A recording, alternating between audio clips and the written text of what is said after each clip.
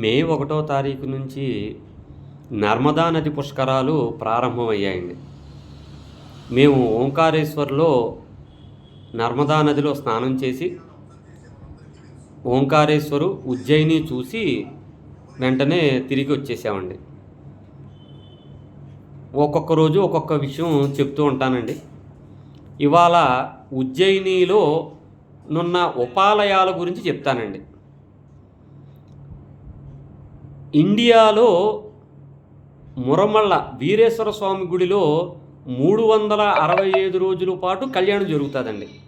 అది వీరేశ్వర స్వామి ఇండియాలో అది ఫేమస్ దేవాలయం అండి. అలాగే ఉజ్జయినిలో మంగళ మహాదేవ్ ఈశ్వరుడేనండి. అక్కడ అన్నాభిషేకం ఫేమస్ అండి.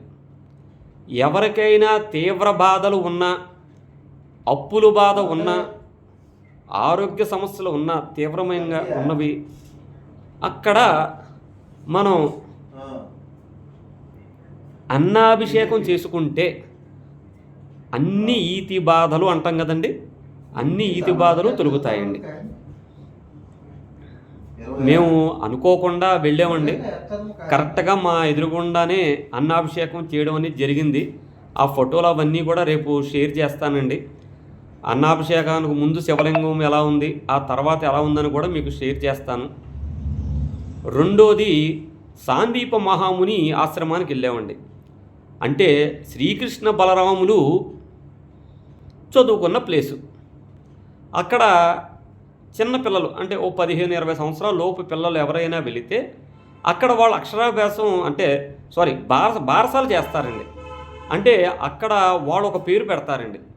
మా అబ్బాయి పేరు శ్రీరాజ్ అండి. మా అబ్బాయి పేరేమో సంస్కార్ అని పెట్టారండి. మా అమ్మాయి పేరు వైష్ణవి, మా అమ్మాయి పేరు సాక్షి అని పెట్టారండి. అక్కడ వాళ్ళు అంతా రాసి ఏదైనా ముఖ్యమైన దినాల్లో వాళ్ళకి మనం ఫోన్ చేస్తే మన పేరు మీద పూజ చేయడం అనేది జరుగుతుందండి. ఇదే ప్లేస్లో శ్రీకృష్ణ భగవానుడు బలరాముడు విద్యాభ్యాసం చేసిన ప్లేస్ అండి. అష్టాదశ శక్తి పీఠాలలో ఒక పీఠం గడికి మాత దేవాలయం అనేది ఉన్నదండి. ఉజ్జయిని మహాకాళేశ్వరుడు ఉన్నాడు. అక్కడే అమ్మవారు అష్టాదశ శక్తి పీఠాల్లో ఒక పీఠం ఉన్నదండి. తర్వాత నాలుగోది వచ్చేసరికి సిద్ధేశ్వర మహాదేవు మందిరం అనేది ఉన్నదండి. ఉజ్జయినిలో 84 శివాలయాలు ఉంటాయండి. 84 శివాలయాల్లో మొట్టమొదటి శివాలయం ఈ సిద్ధేశ్వర మహాదేవు ఆలయం అండి. అక్కడ మా చేతులతోటి అభిషేకం చేయడం అనేది కూడా జరిగిందండి. ఇంకా 5వ ప్లేసు బట్టి విక్రమార్కుల కథ మనకి అందరికీ తెలుసండి. బట్టి విక్రమార్కులు కనకదుర్గ అమ్మవారిని ధ్యానిస్తూ తపస్సు చేసిన గుహలు, మన భాషలో బట్టి గుహలు అంటామండి. ఆ స్టోరీ మీ అందరికీ తెలుసు.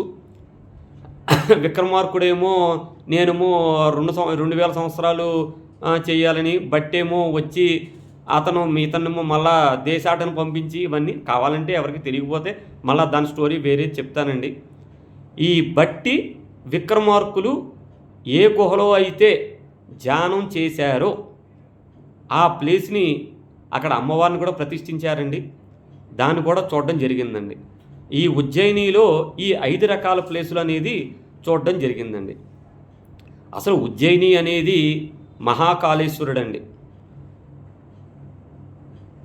అసలు ఎవరికైనా జాతకంలో అపమృత్యు అనేది ఉంటే, లేదంటే ఏదైనా ప్రమాదం అనేది ఉంటే ఈ మహాకాళేశ్వరుని దర్శనం చేసుకుంటే అది తొలగిపోద్దండి. అంతటి మహిమ కలిగిన దేవుడండి. మేము 1.5 year బ్యాక్ వెళ్ళామండి. అప్పుడు స్పర్శ దర్శనం జరిగిందనుకోండి మాకు. ఈసారి అలా కుదరలేదు. సాయంత్రం పూట అలంకరణ చేసిన తర్వాత కుదరదండి. కాకపోతే గుడిని చాలా బాగా అద్భుతంగా డెవలప్ చేశారండి. ఈశ్వరుడు చాలా బ్రహ్మాండంగా మనకి దర్శనం అనేది జరుగుతుందండి. 250 రూపాయలు టికెట్ తీసుకుంటే చక్కగా బ్రహ్మాండంగా జరుగుతుంది. ఉజ్జయినిలో చూసిన ప్రదేశాలు ఇవ్వండి. ఉంటాను.